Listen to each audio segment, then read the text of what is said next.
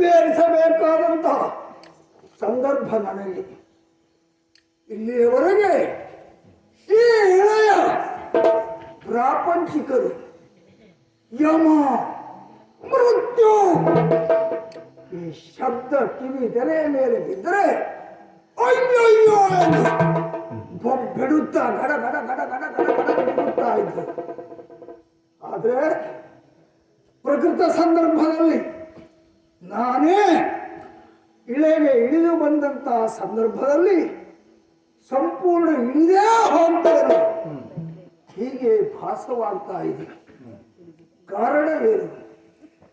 ನನ್ನ ಕಿಂಕರನಾಡಿದ ಮಾತಿನಲ್ಲಿ ಹೇಳಿದ್ದು ಸುಳ್ಳಿಲ್ಲ, ಅತ್ಯುಕ್ತಿ ಅಲ್ಲವೇ ಅಲ್ಲ.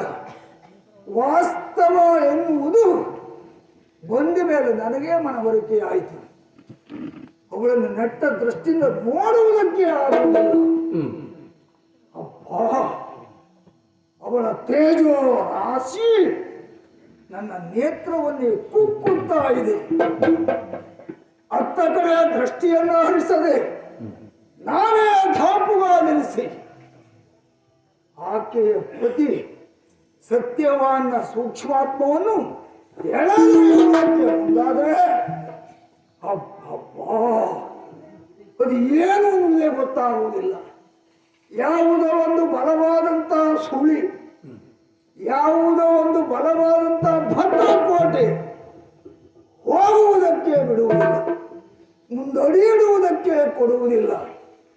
ತಡೆಯನ್ನು ಉಂಟು ಮಾಡುತ್ತಾ ಇದೆ.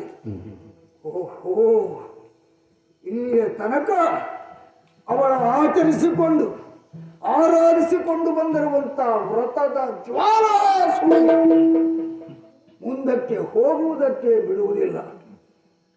ಏನು ಮಾಡಲಿ? ಕಾಲ ಪಾಶದ ಪರಿಗಳ ಅರಿಯದೆ ಬಾಲೆ ಬೆದರಿಸುವಳೆ. ಯಮನ ಕಾಲ ಪಾಶದ ಪ್ರಭಾವ ಹೆಚ್ಚೋ, ಇಳೆಯಲ್ಲಿ ಹುಟ್ಟಿರುವಂತಹ ಏಕಸ್ಥಿತ ಸಾವಿತ್ರಿಯ ಪಾತಿವ್ರತ್ಯ ಪ್ರಭಾವ ಹೆಚ್ಚು ಎನ್ನುವುದನ್ನು ನಾನೇ ಹೋಗಿ ನಿರ್ಣಯಿಸಿ ಬರ್ತೇನೆ ಅಂತ ಘಂಟಾ ಘೋಷವಾಗಿ ಸಾರಿ ಬಂದವನು ಈಗ ನಾನೇ ಮುಂದೆ ಹೋಗುವುದಕ್ಕಾಗದೆ ಚಡಪಡಿಸುತ್ತ ಏನ್ ಮಾಡಲಿ? ಬುದ್ಧಿವಂತಿಕೆಯಿಂದಲೇ ಕಾರ್ಯ ಸಾಧನೆ ಮಾಡಲಿ. ಯಾವ ಬುದ್ಧಿವಂತಿಕೆ? ಏನು ಮಾಡಿದ್ರೆ ಪ್ರಯೋಜನ ಆಯಿತು?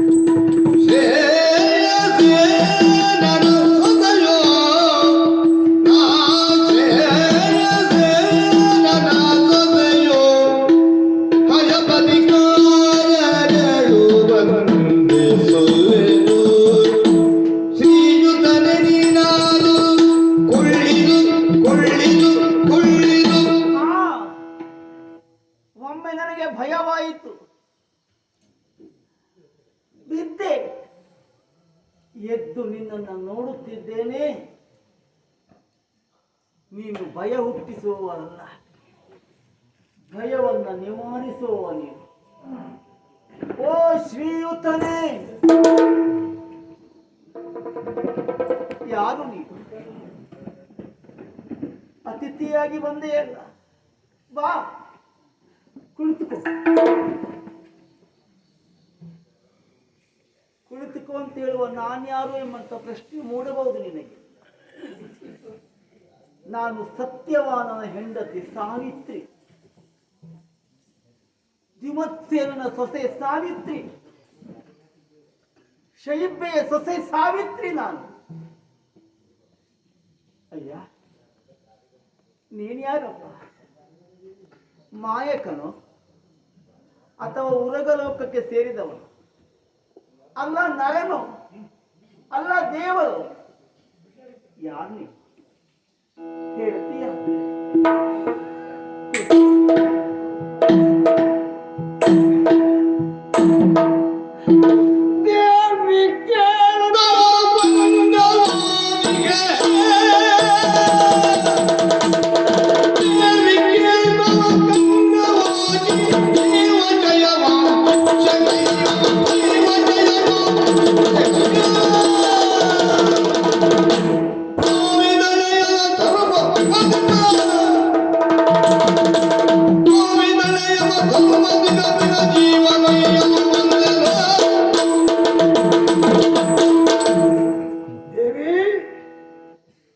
ಅನಂತ ವಂದನೆಗಳು.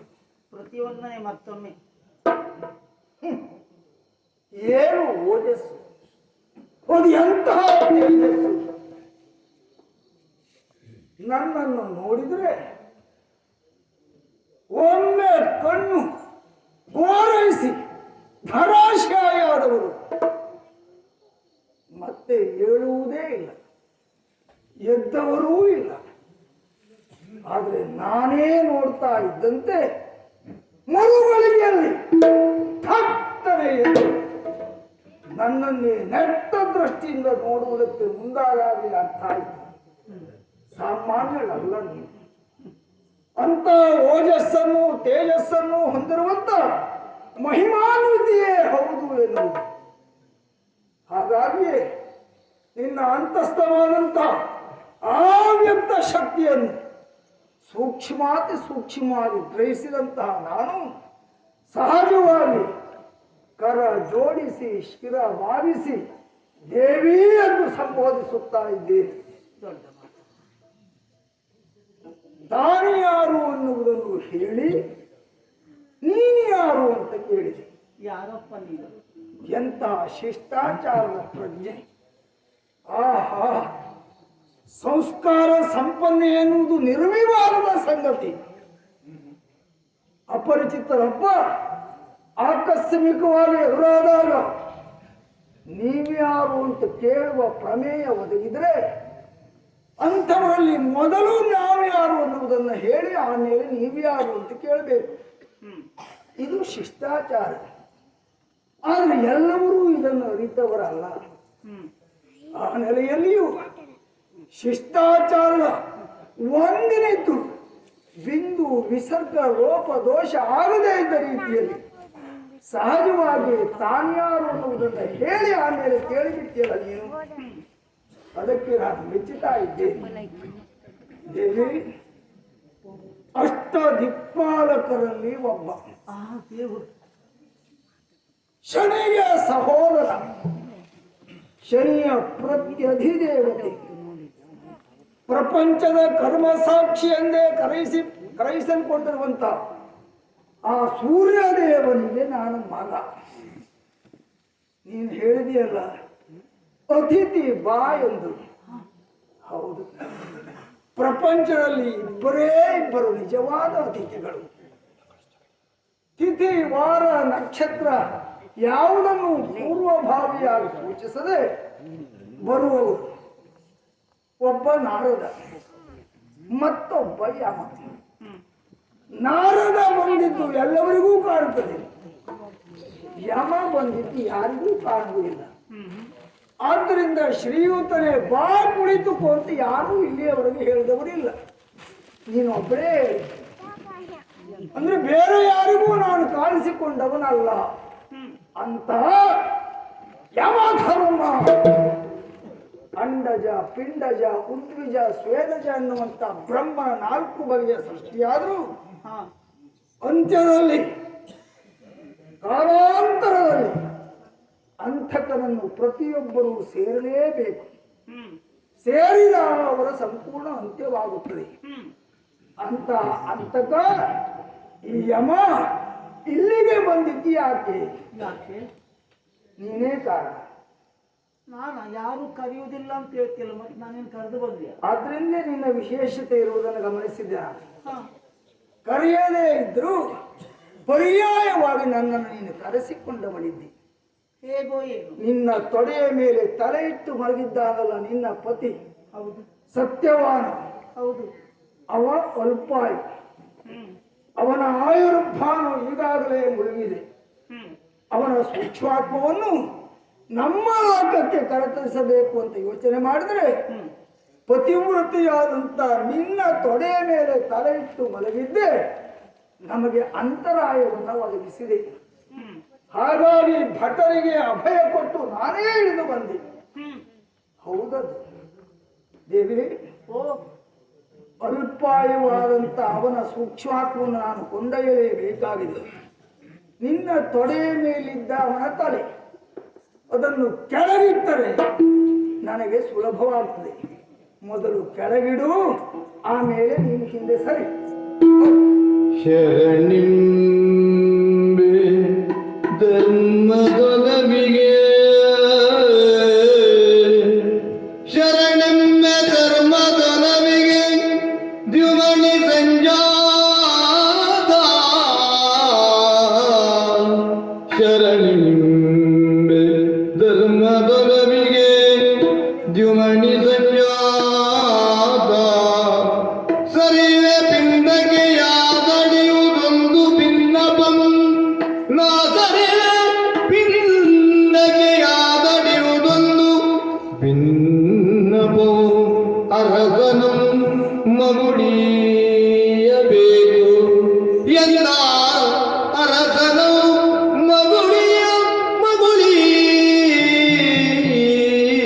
ಮಗುಳಿಯಬೇಕು. ಶರಣೆಂಬೆ ಶರಣೆಂಬೆ ಶರಣೆಂಬೆ.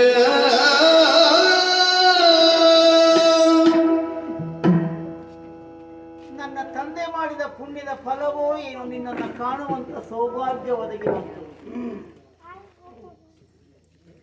ಈ ಲೋಕದ ಬುದ್ಧಿಹೀನರಿಗೆ ನೀನು ಯಮನಾಗಬಹುದು, ಹಾ, ಆದ್ರೆ ಧರ್ಮ ಸೂಕ್ಷ್ಮವನ್ನು ಅರಿತವರಿಗೆ ನೀನು ಯಮ ಧರ್ಮನಿದ್ದೀಯ. ನನಗೆ ಈಗಲೂ ನೀನು ಯಮನಾಗಿ ಕಾಣ್ತಾ ಇಲ್ಲ, ಧರ್ಮದೇವನಾಗಿ ಕಾಣ್ತಾ ಇದ್ದೀಯ. ಸೂರ್ಯ ಸಂಜಾತ ನೀನು. ಹಾ, ಈ ಪ್ರಪಂಚಕ್ಕೆ ನಿನ್ನ ತಂದೆ ಬೆಳಕನ್ನು ಕೊಡ್ತಾನೆ. ಆದ್ರೆ ನೀನ್ಯಾಕಪ್ಪ ಮತ್ತೊಬ್ಬರ ಬದುಕಿನ ಬೆಳಕನ್ನು ಆರಿಸ್ತೀಯ? ಯಾರು ಹೇಳಿದ್ ನನಗೆ? ನಾನು ಹೇಳುದಪ್ಪ. ನಾನು ಆರಿಸುವುದಲ್ಲ ಅದು. ಅವರ ಆಯುಷ್ಯ ತೀರದ ಮೇಲೆ ತನ್ನಿಂದ ತಾನೇ ಹಾರಿ ಹೋಗುವುದದು. ಸರಿ, ತನ್ನಿಂದ ತಾನೇ ಆರಿ ಹೋಗುತ್ತದೆ ಅಂತ ಆದ್ಮೇಲೆ ಮತ್ತೆ ಆರುವ ದೀಪಕ್ಕೂ ಅಥವಾ ಆರುವ ಜೀವಕ್ಕೂ ನಾನು ಹೇಗೆ ತಡೆಯಾಗ್ತೇನೆ ಹೇಳು? ಅದೊಂದು ಸಮಸ್ಯೆ ಆಗಿದೆ ನಿನ್ನ ಪಾತಿವ್ರತ್ಯ. ನಿನ್ನಲ್ಲಿ ಕೇಳಿಕೊಳ್ಳುದಪ್ಪ. ನಾನು ಕೇಳು ಕೇಳು. ಹಿಂದಕ್ಕೆ ಹೋಗ್ತೇನೆ. ನಾನು ಆಶ್ರಮದಿಂದ ಬರುವಾಗ ಒಬ್ಬಳೇ ಬಂದವಳಲ್ಲ, ನಾವಿಬ್ಬರೂ ಬಂದವರು. ನಾವಿಬ್ಬರೂ ಹಿಂತಿರುಗಿ ಹೋಗಬೇಕು ತಾನೆ. ಹಾಗಾಗಿ ಶರಣು ಶರಣು ಶರಣು ಹೇಳುತ್ತ ನನ್ನ ಪತಿಯನ್ನ ನೀನು ಹಿಂತಿರುಗಿಸಿ ಕೊಟ್ಟೆ ಅಂತಾದ್ರೆ ನಾನು ಹಿಂತಿರುಗಿ ಹೋಗುತ್ತೇನೆ. ತಮ್ಮಯ್ಯ ಅನುಗ್ರಹಿಸ್ತೀಯ ತಂದೆ. ಸಾವಿತ್ರಿ, ಆಗ ದೇವಿ ಅಂತ ಹೇಳಿದೆ. ನಿನ್ನ ದಯನೀಯ ಸ್ಥಿತಿಯನ್ನ ಕಂಡಾಗ, ಕಂಪಿಸುತ್ತಿರುವಂತ ಧ್ವನಿಯನ್ನ ಕೇಳಿದಾಗ ಪಾಪ ಅಂತ ಅನ್ನಿಸ್ತಾ ಇದೆ. ಮಗಳೇ, ತಂದೆ ನೀನು ತಿಳಿದವಳು, ಜನಸಾಮಾನ್ಯರಂತೆ ನೀನಲ್ವಲ್ಲ. ಯಮನು ಸರ್ವತಂತ್ರ ಸ್ವತಂತ್ರ ಏನೂ ಅಲ್ಲ. ಯಮನು ಪ್ರಪಂಚದ ನಿಯತಿಗೆ ಬದ್ಧನಾದವನು. ಆದ್ದರಿಂದಲೇ ಯಮ. ನಮಗೂ ಒಂದು ನಿಯಮ ಉಂಟು. ಹೌದು, ಬ್ರಹ್ಮದೇವ ಏನನ್ನು ಬರೆಯುತ್ತಾನೆ ಅದೇ ರೀತಿಯಲ್ಲಿ ಅಂತ್ಯದಲ್ಲಿ ನಾವು ಅನುಸರಿಸಲೇಬೇಕು. ನಿಜವಾಗಿ ಇದು ಬ್ರಹ್ಮನಲ್ಲಿ ನೀನು ಕೇಳಬೇಕಾದಂತಹ ಪ್ರಶ್ನೆ. ಅವ ಬರದಂತೆ ನಿನ್ನಂತ ನಾನು ಒಬ್ಬ ಸಾಮಾನ್ಯ ಸೇವಕರಂತೆ ಕರ್ತವ್ಯ ನಿರತನಾಗಿದ್ದೇನೆ. ಆದ್ದರಿಂದ ನಿನ್ನ ಪತಿಯ ಪ್ರಾಣವನ್ನು ಕೊಂಡೊಯ್ಯುವುದು ಮಾತ್ರ ನನಗೆ ಕೆಲಸ. ಅವನ ಆಯುಷ್ಯವನ್ನ ಕೊಡುವುದು, ಅವನ ಆಯುಷ್ಯವನ್ನ ತೆಗೆಯುವುದು ಇದು ನನ್ನಿಂದ ಖಂಡಿತ ಸಾಧ್ಯ ಆಗಲಿಕ್ಕಿಲ್ಲ ಸಾವಿತ್ರಿ. ನೀನು ತಿಳಿದವಳು. ನನ್ನ ಕರ್ತವ್ಯಕ್ಕೆ ಖಂಡಿತ ಅಡ್ಡಿಯನ್ನು ಉಂಟು ಮಾಡಲಾರೆ ಎಂಬ ವಿಶ್ವಾಸದಿಂದ ಇದು ಪಾಶವನ್ನು ತೊಡಿಸುತ್ತಾ ಇದ್ದೇನೆ. ಬೇಡ ಬೇಡ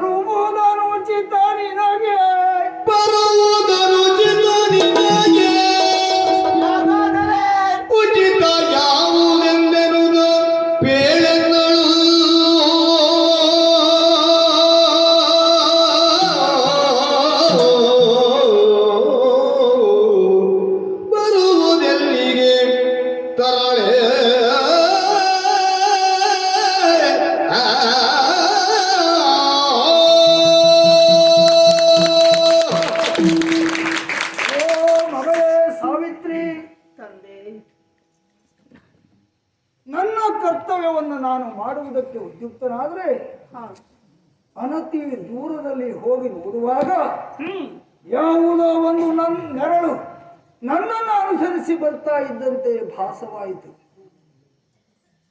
ಆಶ್ಚರ್ಯ ಚಕಿತರಾಗಿ ಹಿಂತಿರುಗಿ ನೋಡಿದ್ರೆ ನೀನು ಮಗಳೇ ಸಾವಿತ್ರಿ ತಂದೆ ನನ್ನೊಟ್ಟಿಗೆ ನೀನು ಎಲ್ಲಿಗೂ ಬರ್ತೀಯ ಮಗಳೇ? ನೀನ್ಯಾಕೆ ಭ್ರಮೆಗೊಳಗಾದೆ ದೇವರೇ? ಅಂದ್ರೆ ನಿನ್ನ ಕರ್ತವ್ಯವನ್ನ ಮಾಡುತ್ತಾ ನೀನು ಮುಂದೆ ಸಾಗಿದ್ದೀಯ. ನನ್ನ ಕರ್ತವ್ಯವನ್ನು ನಾನು ಪಾಲಿಸಿಕೊಂಡು ಬರ್ತಾ ಇದ್ದೇನೆ. ನಿನ್ನ ಕರ್ತವ್ಯ? ಹೌದು. ಅದ್ಯಾವುದು? ಬರುವುದೆಲ್ಲಿಗೆ ಅಂತ ಕೇಳ್ತೀಯಲ್ಲ. ನನ್ನೊಟ್ಟಿಗೆ ಎಲ್ಲಿಗೆ ಬರ್ತೀಯ ನೀನು? ನಿನ್ನೊಟ್ಟಿಗೆ ನಾನು ಬರ್ಲಿಲ್ಲ, ನನ್ನ ಗಂಡನೊಟ್ಟಿಗೆ ನಾನು ಬರ್ತಾ ಇದ್ದೇನೆ. ಸಾವಿತ್ರಿ, ಬರುವುದನುಚಿತ ನೀನಾಗಿ. ಉಚಿತ ಯಾವುದು ಅಂತ ಹೇಳುವುದಿಲ್ಲ.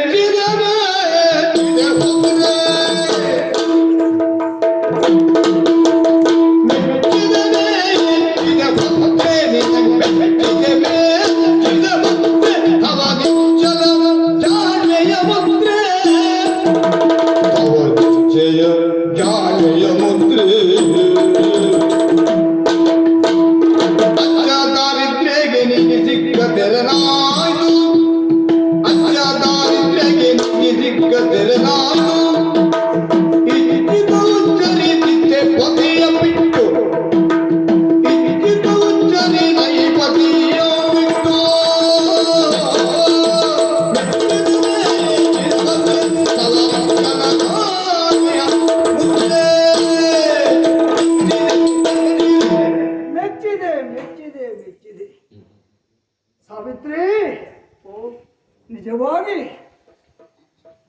ಬರುವುದನುಚಿತ ಅಂತ ಹೇಳಿದಾಗ ಇದೇ ಉಚಿತ ಅಂತ ನೀನು ಉತ್ತರಿಸ್ತೀಯೋ ಅಂತ ನಾನು ನಿರೀಕ್ಷೆಯಲ್ಲಿದ್ದೆ. ನೀನು ಹಾಗೆ ಮಾಡಲೇ ಇಲ್ಲ. ಯಾವುದು ಉಚಿತ ಅನುಚಿತ ಎನ್ನುವುದನ್ನು ನೀನೇ ಹೇಳು ಯಮಧರ್ಮರಾಜ. ಆಹಾ, ಸಂದರ್ಭೋಚಿತವಾದಂತಹ ಈ ಜಾಣ್ಮೆಯ ಮುದ್ರೆಗೆ ಹಾರ್ದಿಕವಾಗಿ ನಾನು ಮೆಚ್ಚಿದ್ದೇನೆ. ಸಾವಿತ್ರಿ ತಂದೆ, ನಾನು ಮೆಚ್ಚುವುದು ಬಹಳ ಅಪರೂಪ. ಮೆಚ್ಚಿದ ಮೇಲೆ ಅದರ ದ್ಯೋತಕವಾಗಿ ಏನಾದರೂ ಕೊಟ್ಟೇ ಹೋಗಬೇಕೆನ್ನುವಂತ ಸಂಕಲ್ಪ ಮಾಡಿಸಲಾಗಿದ್ದೆ. ಏನು ಬೇಕಾದರೂ ಕೇಳಿಕೊಟ್ಟ ನಿನ್ನ ಪತಿಯ ಪ್ರಾಣ ಒಂದನ್ನು ಬಿಟ್ಟು ಬೇರೆ ಏನು ಬೇಕಾದರೂ ಕೇಳು. ದೇವನಿ ಭಾವವಲಿದು ನೀಡುವ ವರದ ದೇವನಿ ಭಾವವಲಿದು ನೀಡುವ ವರವ ಮಾವನ ಕಂಗಳು ಅದೇ ಕಾದನೀಗ ಹೇವನಿಗದೆ ದಯಪಾಲಿ ದೇವನಿ ಭಾವವಲಿದು ನೀಡುವ ವರವ.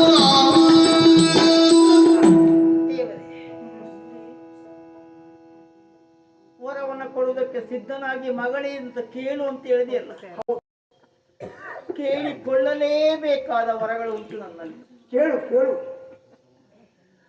ಪಾಪ ಸಂದರ್ಭ ಒಂದರಲ್ಲಿ ಯುದ್ಧದಲ್ಲಿ ನನ್ನ ಮಾವ ಎರಡೂ ಕಣ್ಣನ್ನು ಕಳೆದುಕೊಂಡವರು. ಛೇ ಛೇ ಛೇ. ನನ್ನ ಅತ್ತೆ ಹಾ. ಕಾಲನ್ನೂ ಕಳೆದುಕೊಂಡವರು. ಛೇ ಛೇ ಛೇ. ನನ್ನ ಮಾವನ ಕಣ್ಣು ಹಾಗೂ ನನ್ನ ಅತ್ತೆಯ ಕಾಲು ಹಾ. ಮರಳಿ ಬರುವಂತೆ ಅನುಗ್ರಹಿಸ್ತೀಯ ತಂದೆ. ಈಗ ನಿಜವಾಗ್ಲೂ ನಾನು ಮೆಚ್ಚಿದ್ದ ಹೌದು. ಇಂಥ ಸೊಸೆಯಂದ್ರನ್ನು ಈ ತನಕ ಪ್ರಪಂಚ ನೋಡಿದ ಸುಳ್ಳಾಗಿರಬಹುದು. ಸರಿ ಇದ್ದ ಅತ್ತೆಯ ಕಾಲೇ ಮುರಿದು ಹೋಗ್ಲಿ ಅಂತ ಕೇಳುವುದೇ. ಆದ್ರೆ ಇಂತಹ ಸ್ಥಿತಿಯಲ್ಲಿ ಮಾವನಿಗೆ ಕಣ್ಣು ಅತ್ತೆಯ ಕಾಲು ಬರುವಂತೆ ವರವನ್ನು ಕೊಡು. ಆಹಾ ತಥಾಸ್ತು. ಧನ್ಯೋ.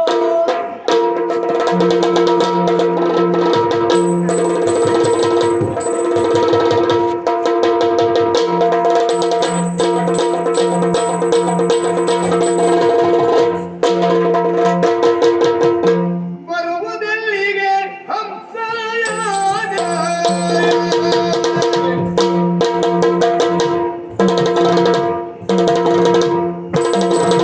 ಬರುವುದೆಲ್ಲಿಗೆ ಹಂಸಯಾನೆ ಈಗ ಕುರುಪದ ಶ್ರಮವೇ ಭಾವೇ ಈಗ ಕುರುಪದ ಶ್ರಮವೇಕೋ ಭಾವೇ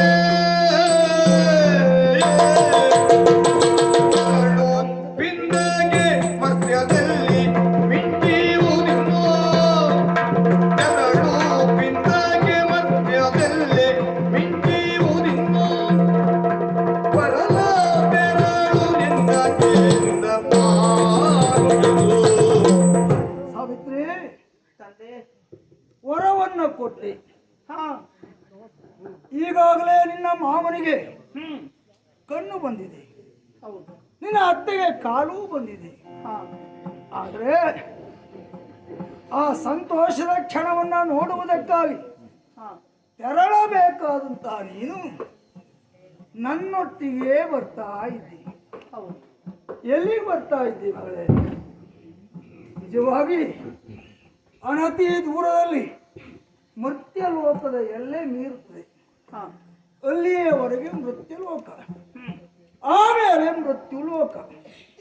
ಅಲ್ಲಿಗೆ ಪಂಚಭೂತಾತ್ಮಕವಾದಂಥ ಮೃಣ್ಮಯ ಶರೀರವನ್ನು ಹೊಂದಿ ಯಾರೂ ಬರುವಂತಿಲ್ಲ. ಅದಕ್ಕೆ ನೀನೂ ಹೊರತಾದವಳಲ್ಲ, ಬರಲಾರೆ. ಹಿಂದಕ್ಕೆ ತರು. ಹೋಗು ಹೋಗು. ಹೋಗುವುದೆಲ್ಲಿಗೆ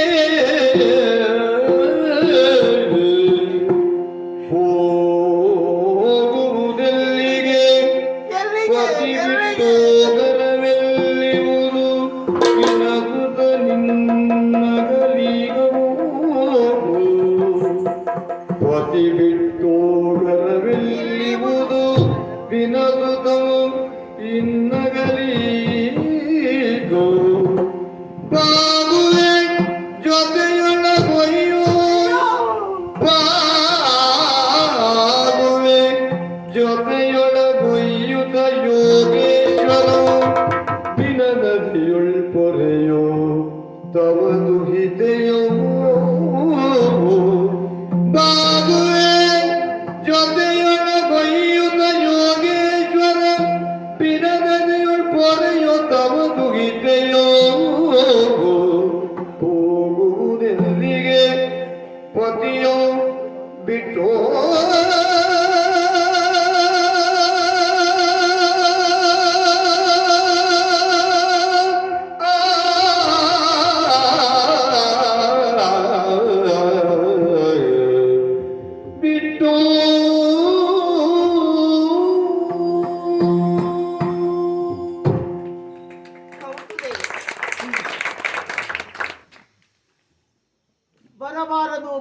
ಅನುಚಿತ ಹಾ ನನಗೆ ಗೊತ್ತಿದೆ. ಹ್ಮ್ ಹೋಗಬೇಕಾದ ಎಲ್ಲಿಗೆ ಆಗಿದ್ರೆ ನಿನ್ನ ಮನೆಗೆ. ಇಲ್ಲ. ಹ್ಮ್ ನಿನಗೆ ಹೇಗೆ ಧರ್ಮ ಮತ್ತು ಕರ್ಮ ಎರಡೂ ಪ್ರಾಮುಖ್ಯವನ್ನು, ಹಾ ಅದೇ ರೀತಿಯಾಗಿ ಹ್ಮ್ ಸತ್ಯವಾನನ ಹೆಂಡತಿಯಾಗಿ ನನಗೂ ಧರ್ಮ ಪ್ರಾಮುಖ್ಯ, ಕರ್ಮ ಪ್ರಾಮುಖ್ಯ. ಓ ಗಂಡನ ಛಾಯಾನುವರ್ತಿಯಾಗಿ ಬದುಕಬೇಕಾದ್ದು ಹೆಣ್ಣಿಗೆ ಕರ್ತವ್ಯ. ಹಾ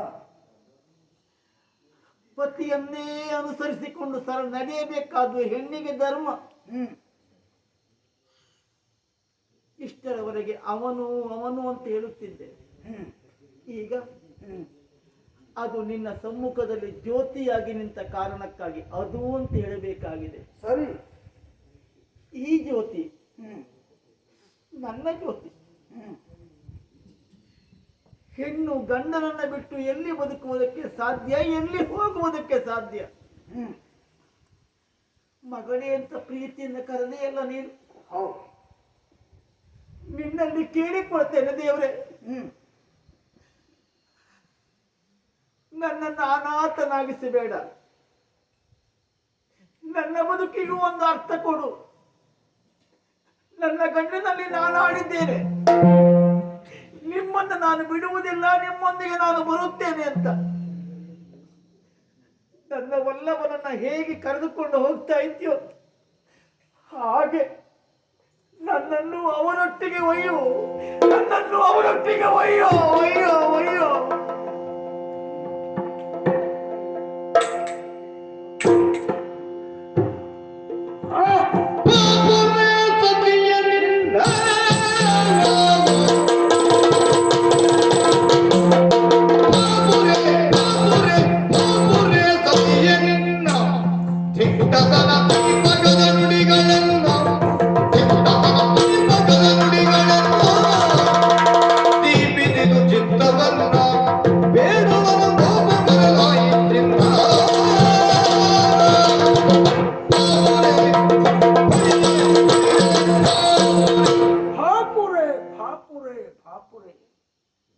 ಸಾವಿತ್ರಿ, ತಂದೆ, ಎಂತ ಧರ್ಮ ಸೂಕ್ಷ್ಮವಾದಂತಹ ವಿಷಯವನ್ನು ನೀನು ತೋರ್ಪಡಿಸುತ್ತಾ ಇದ್ದಿ, ಪ್ರಕಟಿಸುತ್ತಾ ಇದ್ದಿ. ಅದಕ್ಕೆ ನನ್ನಿಂದ ಉತ್ತರವನ್ನು ನಿರೀಕ್ಷಿಸುತ್ತಾ ಇದ್ದಿ. ಪೂರೇ ಸತಿಯೇ, ನಿನ್ನ ದಿಟ್ಟತನ, ನಿಶಿತವಾದಂತ, ನಿರ್ದಿಷ್ಟವಾದಂತ, ನಿರ್ದುಷ್ಟವಾದಂತ ಈ ಬುದ್ಧಿಗೆ ನಾನು ಮೆಚ್ಚಿಬಿಟ್ಟೆ. ಎಷ್ಟು ನಿಶಿತವಾಗಿದೆ, ಹರಿತವಾಗಿದೆ ನಿನ್ನ ಬುದ್ಧಿ ಅಂದ್ರೆ ತವ ದುಹಿತೆಗೆ. ಓ ಯೋಗೇಶ್ವರ, ನಿನ್ನ ಮಗಳಿಗೆ ಪತಿ ವಿಯೋಗವನ್ನು ತತ್ತೀಯ. ವಿಯೋಗವನ್ನು ತಂದ್ರೆ ನೀನು ಯೋಗೇಶ್ವರನು ಎನ್ನುವ ಧರ್ಮ ಸೂಕ್ಷ್ಮದ ಪ್ರಶ್ನೆ. ಆಹಾ, ಇಡೀ ಪ್ರಪಂಚವನ್ನೇ ನನ್ನಪ್ಪ ಸೂರ್ಯದೇವ ಬೆಳಗುತ್ತಾನೆ. ಅವನ ಮಗನಾಗಿರುವಂತ ಯಮನ ಚಿತ್ತ ದೀಪ್ತಿಯನ್ನ ಬೆಳಗಿರುವಂತ ಪ್ರತಿ ಸೂರ್ಯನೇ ನೀನು ಸಾವಿತ್ರಿ. ಹಾಗಾಗಿ ವರವನ್ನ ಕೊಡುವುದಕ್ಕೆ ಸಿದ್ಧನಾಗಿದ್ದೇನೆ. ವರದ ಹಸ್ತನಾಗಿ ನಿಂತು ಕೇಳ್ತೇನೆ, ಬೇಕಾದ ವರ. ಪತಿಯ ಪ್ರಾಣವೊಂದನ್ನು ಬಿಟ್ಟು ಬೇರೆ ಏನು ಬೇಕಾದರೂ ಸಾಧನ ಕೂಡಿ ಕೊಡಲ ನಂತರಗಳು, ಸಾಧನ ಕೂಡಿ ಕೊಡ ಅಂತರಗಳು, ಶಾಂತದಿಂದೊಳೆರಡು ಕೈಯ ನಟ್ಟುವೆನು, ಶಾಂತದಿಂದಲೋಳೆರಡು ಕೈಯ ನಟ್ಟುವೆನು, ಅಂತರಿಸಿದ ಸಿರಿಬಲನಿ ವಾಮನಿಗೆ ಮುಂದಿನೀಗ ಧರ್ಮ ಬುದ್ಧಿವಂತವಾಗೆ. ದೇವರೇ, ವರದಾಸ್ತನಾಗಿ ಯೋಗೇಶ್ವರನಾಗಿ ನಿಂತಿದ್ದೀಯ, ಕೊಡುವುದಕ್ಕೆ ಸಿದ್ಧನಾಗಿ. ಯಮ ಒಬ್ಬ ಕೊಡುವುದಕ್ಕೆ ಸಿದ್ಧನಾಗಿ ಶಾಂತನಾಗಿ ನಿಂತ ಕಾಲಕ್ಕೆ ನಾನು ಸಮಚಿತ್ತಳಾಗಿಯೇ ಕೇಳಬೇಕು ತಾನೆ. ಹೌದು. ಕೇಳುತ್ತೆ. ಕಣ್ಣಿಲ್ಲದ ಮಾವನಿಗೆ ಕಣ್ಣಾಗಿದ್ರು ನನ್ನವರು, ಹಾ, ಕಾಲಿಲ್ಲದವರ ತಾಯಿಗೆ ಅವರೇ ಕಾಲಾಗಿದ್ದರು. ಈಗ ಕಣ್ಣು ಬಂದಿದೆ, ಕಾಲು ಬಂದಿದೆ. ಹಾ, ಆದರೆ ತಂದೆ ತಾಯಿಯರಿಗೆ ಮಕ್ಕಳು ಸಂಪತ್ತಲ್ಲದೆ ಅವರ ಸಂಪತ್ತು ಸತ್ಯವಾನ ಹೆಣವಾಗಿದ್ದಾರೆ. ಅವರಿಗಿನ್ನೇನು ಇಲ್ಲ. ಆದರೆ ಒಂದನ್ನ ಕೊಡಿಸಬಹುದು ನೀನು.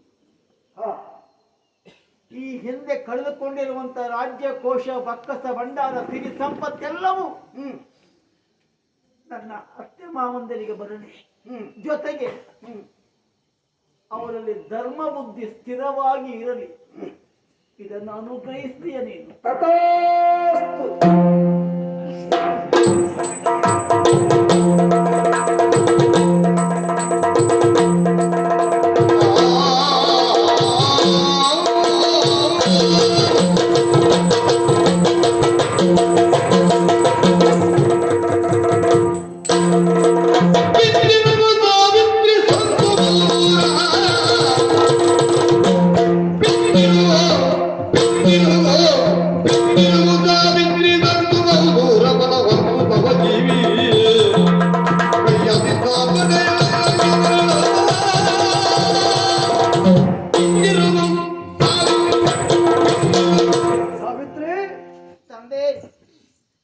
ಮತ್ತು ನನ್ನನ್ನು ಅನುಸರಿಸಿಯೇ ಬರುತ್ತಾ ಇದ್ದಿ.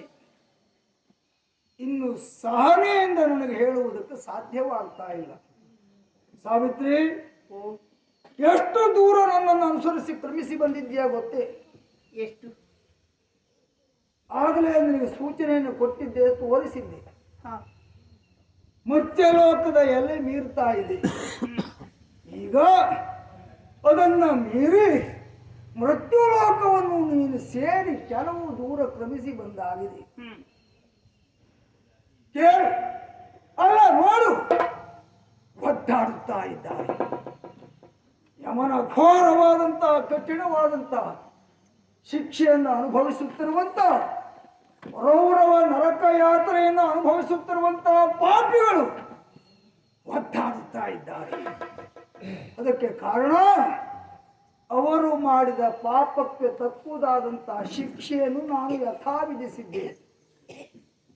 ಅದನ್ನು ನೀನು ನೋಡಲಾರೆ, ನೋಡಿ ಅದನ್ನು ಸಹಿಸಲಾರೆ, ಮತ್ತೆ ಮುಂದೆ ಬರಲಾರೆ.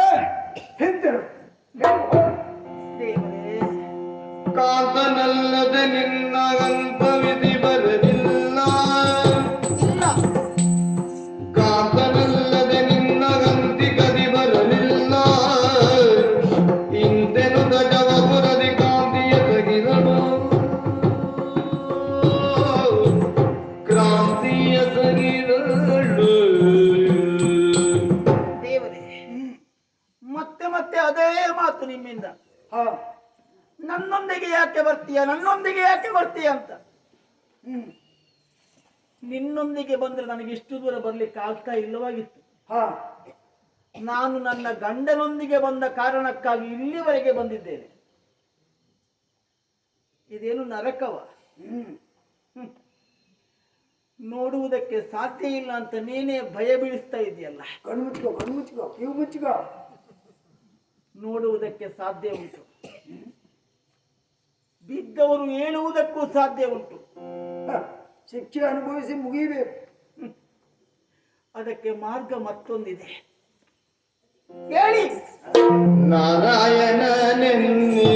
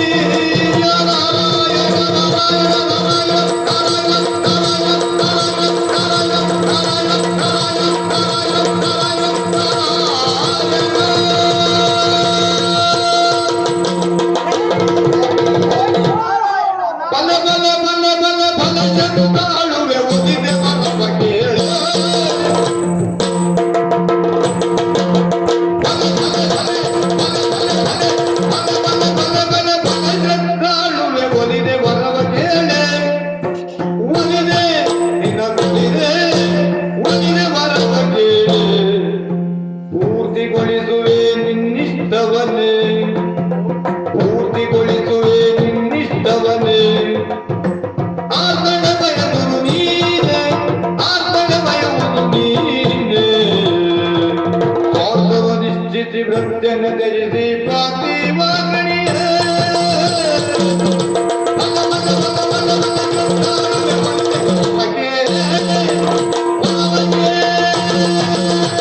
ಭಲೆ ಭಲೆ ಭಲೆ ಭಲೆ ಭಲೆ ಸಾವಿತ್ರಿ, ತಂದೆ ಎಂತಹ ಶ್ರದ್ಧೆ, ಇದೆಂತಹ ಭಕ್ತಿ.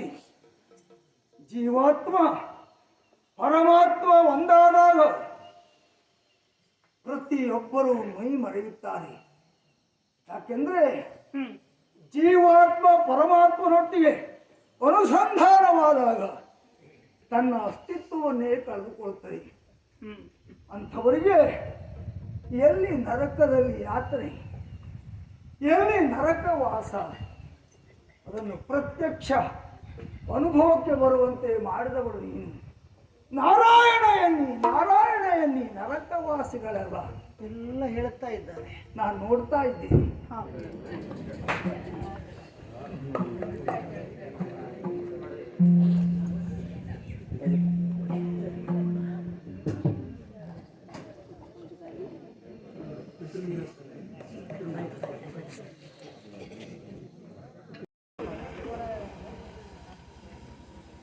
ಸಾವಿತ್ರಿ, ತಂದೆ ಎಂತಹ ಶ್ರದ್ಧಾಳು ನೀನು. ನಿನಗೆ ಯಾವ ಕಾಲದಲ್ಲಿಯೂ ನರಕದಲ್ಲಿ ಕತ್ತಲೆ ದರ್ಶನ ಮಾಡಿಸುವುದಕ್ಕೆ ಸಾಧ್ಯವೇ ಇಲ್ಲ. ನೀನು ಬಂದಲ್ಲೆಲ್ಲ ಬೆಳಕು. ಹಾಗಾಗಿ ಮನಸ ಮೆಚ್ಚಿದ ನಾನು ನಿನ್ನ ಇಷ್ಟಾರ್ಥವನ್ನು ಪೂರ್ತಿಗೊಳಿಸಬೇಕು ಅಂತ ನಿರ್ಣಯಕ್ಕೆ ಬಂದಿದ್ದೇನೆ. ಬೇಕಾದವ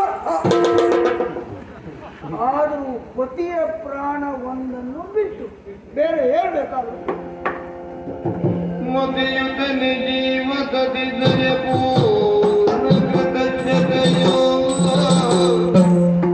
ಮತಿಯುತನೆ ಜೀವಕದಿದ್ದಯ ಪೂರ್ಣ ಕೃತಜ್ಞತೆಯೋ ನಲಿದೊಳಗಿ ನಲಿದನಿ ಸಾವಿತ್ರಿಯೋಳ್ಯದ ಔರದಾದುತ ರತುನವರುವೆ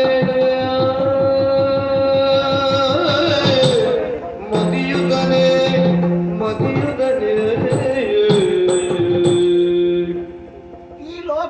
ಮಾತೆಲ್ಲವೂ ಸುಳ್ಳು.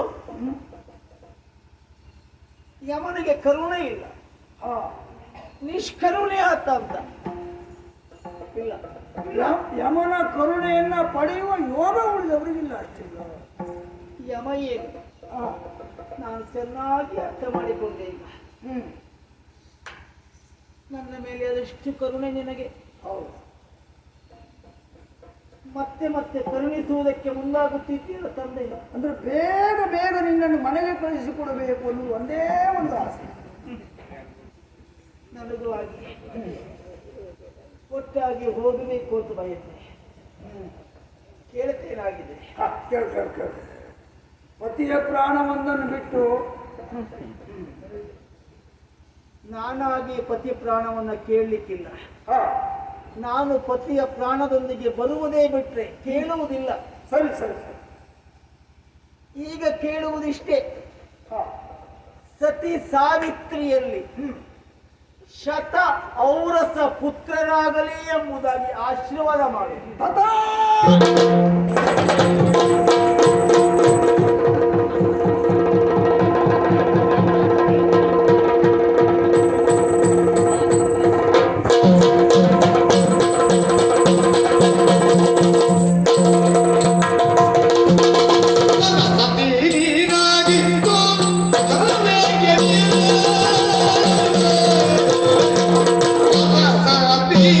ನಿನಗಿತ್ತು ನಿನಗೆ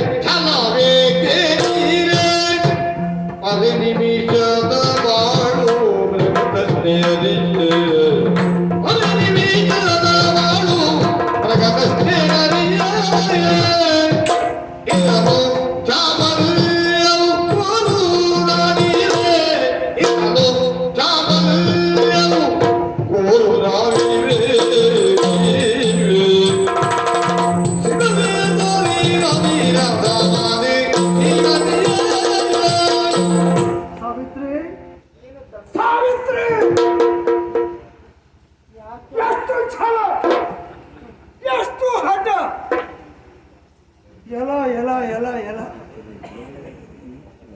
ನಾನು ವರ ಕೊಟ್ಟಿದ್ದೆ ಯಾಕೆ? ಆದಷ್ಟು ಬೇಗ ನೀನು ಮನೆ ಸೇರಿಕೊಳ್ಳಿ, ಸುಖವಾಗಿರಲಿ ಎಂದು ವರ ಕೊಟ್ಟರೆ ಅದನ್ನು ಪಡೆಯುತ್ತೀಯ. ನನ್ನ ಯೋಚನೆಯಂತೆ ಮನೆ ಹೋಗುವುದಿಲ್ಲ ಮತ್ತು ನನ್ನೊಟ್ಟಿಗೆ ಬರ್ತಾ ಇತ್ತು. ಸಾವಿತ್ರಿ, ಒಳ್ಳೆಯದಲ್ಲ ಇದು. ನನ್ನ ಸಹನೆಯ ಪರೀಕ್ಷೆ ಮಾಡುವುದಕ್ಕೆ ತೊಡಗಿದ್ದೀಯ. ಇಲ್ಲ, ನನ್ನ ಸಹೋದರ ಶನಿಯ ಕಾಟಕ್ಕಿಂತಲೂ ನಿನ್ನ ಕಾಟವೇ ನನಗೆ ಹೆಚ್ಚಾಗಿ ಹೋಯಿತು. ಬೆಕ್ಕಿಗೆ ಮರ ಹತ್ತುವುದಕ್ಕೆ ಕಲಿಸಿದ ಹಾಗಾಯಿತು ಅಂತ ಅನುಮಾನ ಬರ್ತಾ ಇದೆ. ಸಹಜವಾಗಿಯೇ ಬೆಕ್ಕು ಮರವನ್ನು ಹತ್ತುತ್ತದೆ. ಹತ್ತುವುದನ್ನು ಕಲಿಸಿದ್ರೆ ಏನಾಗಬಹುದು? ಕೆಟ್ಟ ಮಾನವರ ಗುಣವೇ ಅದು. ಆಸೆ, ಅತಿ ಆಸೆ. ನೀನು ಅದಕ್ಕೆ ಹೊರತಾದವಳು ಅಂತ ಭಾವಿಸಿದ್ರೆ ಅದು ಹಾಗಲ್ಲ. ನಾನು ಬೆಕ್ಕಿಗೆ ಮರ ಹತ್ತುವುದಕ್ಕೆ ಕಲಿಸಿದಾಗ ವರ ಕೊಟ್ಟು ಕಲಿಸಿದಾಗ ಆಯಿತು. ವರ ಕೊಡದೇ ಇದ್ರೂ ಕೇಳಿ ಪಡೆದುಕೊಳ್ಳುವ ಜಾತಿ ನೀನು.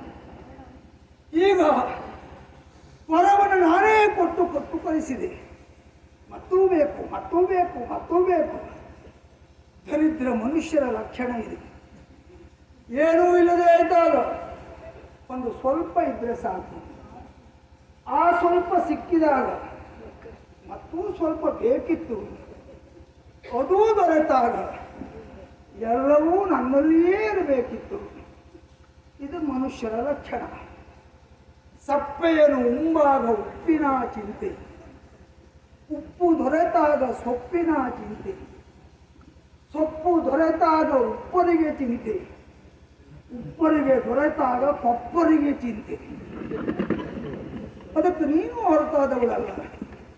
ಹಾಗಾಗಿ ಎಷ್ಟು ವರ್ಷ ಬರುತ್ತೇವೆ? ಅರೆ ನಿಮಿಷದ ಬಾಳು ಮೃಗ ಪ್ರಶ್ನೆ ಆಗಲಿ. ಇಷ್ಟು ಗೊತ್ತಿಲ್ಲದೆ ಹೋಯ್ತಲ್ಲ ನಿನಗೆ. ಕೊನೆಯವರೆಗೂ ಬೇಕು, ವರ ಪಡೀತಾ ಇರಬೇಕು. ಕೇಳು ಕೇಳು, ನಿನ್ನ ಇಷ್ಟಾರ್ಥವನ್ನೆಲ್ಲ ಪತಿಯ ಪ್ರಾಣ ಒಂದನ್ನು ಬಿಟ್ಟು ಬೇರೆ ಏನ್ ಬೇಕಾಗುತ್ತೆ?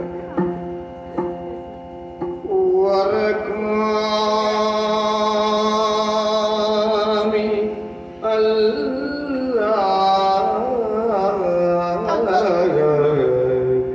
ವರಕಾಮಿ ಅಲ್ಲ, ಬರ್ತುವ ಬಿಟ್ಟು ವೈಗದ ವರಕಾಮಿ ಅಲ್ಲ, ಬರ್ತುವ ಬಿಟ್ಟು ವೈಗದ ವರಕಾಮಿ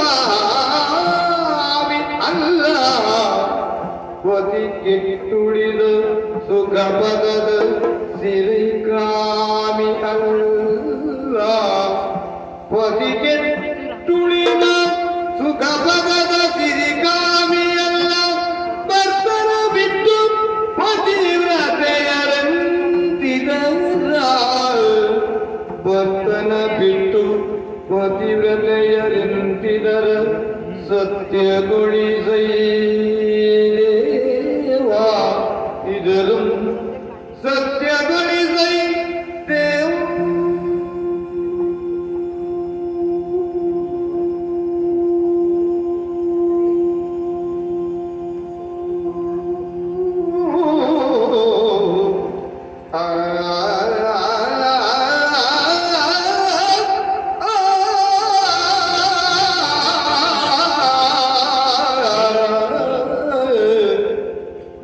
ವರಗಾಮಿ ಅಲ್ಲ, ವರಗಾಮಿ ಅಲ್ಲ.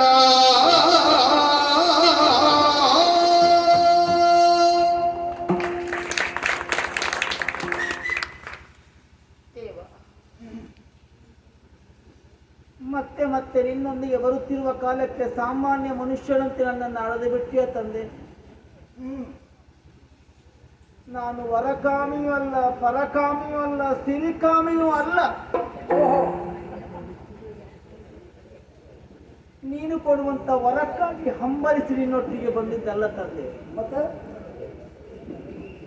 ಪತಿ ಕಟ್ಟುಳಿದ ಮೇಲೆ ಮತ್ತೆ ಸಿರಿ ಅಂದ್ರೆ ಏನು? ಅಂತ ಸಿರಿಕಾಮಿಯೂ ನಾನಲ್ಲ. ಗಂಡನನ್ನ ಬಿಟ್ಟು ಮತ್ತೊಬ್ಬರನ್ನ ಅಂದ್ರೆ ಪರಕಾಮಿಯೂ ನಾನಲ್ಲ. ನನಗೆ ಬೇಕಾಗಿದ್ದು ನನ್ನ ವರ ಮಾತ್ರ ಬಿಟ್ಟರೆ ನೀನು ಕೊಡುವ ವರ ಅಲ್ಲ. ಅವರನ್ನು ನಾನು ಕೊಡುವುದಕ್ಕೆ ಆಗುವುದು. ಆದ್ರೆ ನೀನೇ ಆಡಿದ ಮಾತಲ್ಲ. ಯಾವುದು? ಸತಿ ಸಾವಿತ್ರಿಗೆ ಶತ ಔರಸ ಪುತ್ರರಾಗಲಿ ಎಂಬುದಾಗಿ. ಅದು ಕೂಡಲೇ ಆಗುವುದಲ್ಲ, ಒಂದು ವತ್ಸರ ಕಳೆಯಬೇಕು. ಔರಸ ಪುತ್ರರು ಅಂತ ಕರೆಯುವುದು ಯಾರನ್ನ? ಗಂಡನಿಂದಲೇ ಪಡೆದ ಮಕ್ಕಳಿಗೆ ಮಾತ್ರ ಔರಸ ಪುತ್ರರು. ಗಂಡನಿಲ್ಲದೆ ಔರಸ ಪುತ್ರರಾಗುವುದೆಂತು ದೇವರೇ? ನಾನು ಕೇಳುವುದು ನಿನ್ನಲ್ಲಿ ಇಷ್ಟೇ, ನೀನಾಡಿದ ಮಾತನ್ನ ಸತ್ಯಗೊಳಿಸು ದೇವರೇ.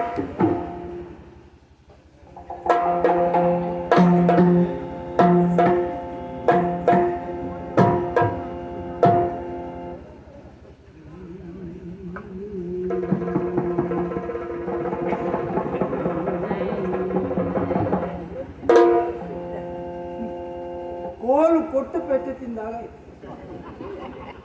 ಹಗ್ಗ ಕೊಟ್ಟು ಕೈ ಕಟ್ಟಿಸಿಕೊಂಡಾಗ,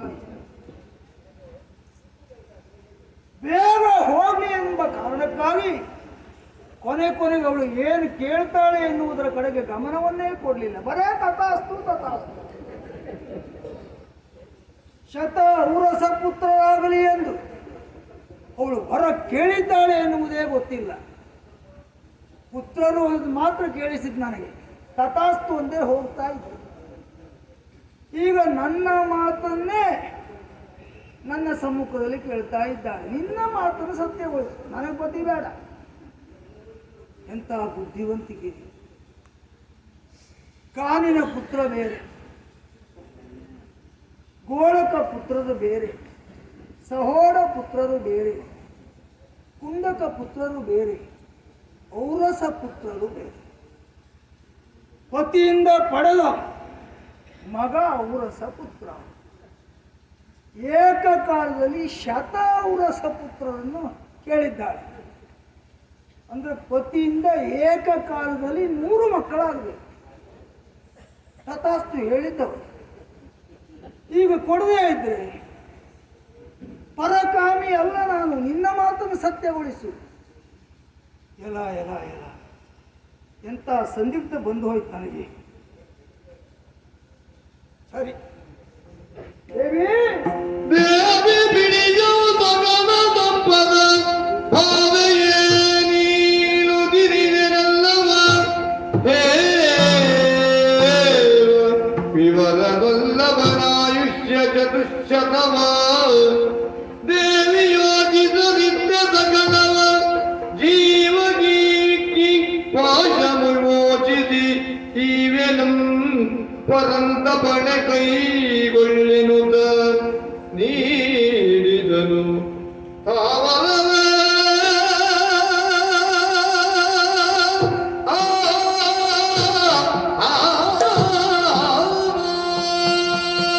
ಸಾವಿತ್ರಿ, ನಿಜವಾಗಿ ನಿನ್ನಿಂದಾಗಿ ನನಗೆ ಸೋಲಾದದ್ದು ಹೌದು. ಒಂದು ಕಾಲದಲ್ಲಿ ನನ್ನ ಪಿತನಾಗಿರುವಂತಹ, ಪ್ರಪಂಚದ ಕರ್ಮಸಾಕ್ಷಿಯಾಗಿರುವಂತ ಆ ಸೂರ್ಯದೇವನ ಗತಿಯನ್ನು ಒಬ್ಬಳು ಪರಮ ಪತಿವ್ರತೆ ಸುಮತಿ ದೇವಿ ನಿಯಂತ್ರಿಸಿ ಬಿಟ್ಟಿದ್ಲಂತೆ. ಆ ಕಾಲದಲ್ಲಿ ಅವಳಾದ್ರೆ, ಈ ಕಾಲದಲ್ಲಿ ಅದೇ ಅಪ್ಪನ ಮಗನಾಗಿರುವಂತ ಯಮನ ನಿಯತಿಯನ್ನೇ ನಿಯಂತ್ರಿಸಿದಂತ ಪರಮ ಪತಿವ್ರತೆ ಸಾಧ್ವಿ ಸಾವಿತ್ರಿ ದೇವಿ. ಸಾವಿತ್ರಿ ತಂದೆ, ಯಮನಿಗೆ ಆದ ಸೋಲಿಗಾಗಿ ಸಂತಾಪ ಪಡುವುದಿಲ್ಲ, ಸತ್ಯಕ್ಕಾದಂಥ ಗೆಲುವಿಗಾಗಿ ಸಂತೋಷವನ್ನು ಪಡ್ತಾ ಇದ್ದೇನೆ. ಅಲ್ಪಾಯು ಅಲ್ಪಾಯು ಅಲ್ಪಾಯು ಅಂತ ಹೇಳಿದ್ದ ಹೌದು, ಅವನ ಹಣೆ ಬರಹವೇ ಹಾಗೆ. ಆದರೆ ಬ್ರಹ್ಮನ ಹಣೆಯ ಬರಹವನ್ನು ತಿದ್ದಿದ, ಪರ್ಯಾಯವಾಗಿ ತನ್ನ ಪತಿಯನ್ನ ಉಳಿಸಿಕೊಂಡ ಪತಿವ್ರತೆ ನೀನು. ಇದು ಪ್ರಪಂಚದಲ್ಲಿ ಮೊದಲ ಇತಿಹಾಸ ಅಂದ್ರೂ ಅತ್ಯುಕ್ತಿ ಆಗಲಿಕ್ಕಿಲ್ಲ. ಇದು ನಿನ್ನ ಪತಿಗೆ ಇಕ್ಕಿದ ಪಾಶವನ್ನು ವಿಮೋಚಿಸಿದ್ದೇನೆ. ಮಾತ್ರ ಅಲ್ಲ, 400 ವರ್ಷ ಆಯುಷ್ಯವನ್ನು ಅನುಗ್ರಹಿಸುತ್ತಾ ಇದ್ದೇನೆ. ಧನ್ಯನಾದೆ ದೇವಿ, ತಂದೆ. ಸಾವಿತ್ರಿ, ಸತಿ ಪತಿಗಳು ಒಂದಾಗಿ 400 ವರ್ಷ ಸುದೀರ್ಘವಾದಂತ ಬಂಗಾರಮಯವಾದಂತಹ ಬದುಕನ್ನು ಸಾಗಿಸಿ